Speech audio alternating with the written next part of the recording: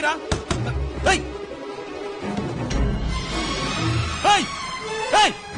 ఏంట్రా పని?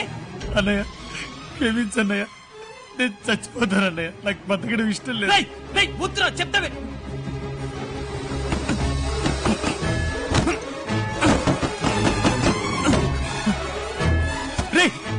చెప్తే వినరా. రే వద్దురా, రే వద్దు, దిగరా. రే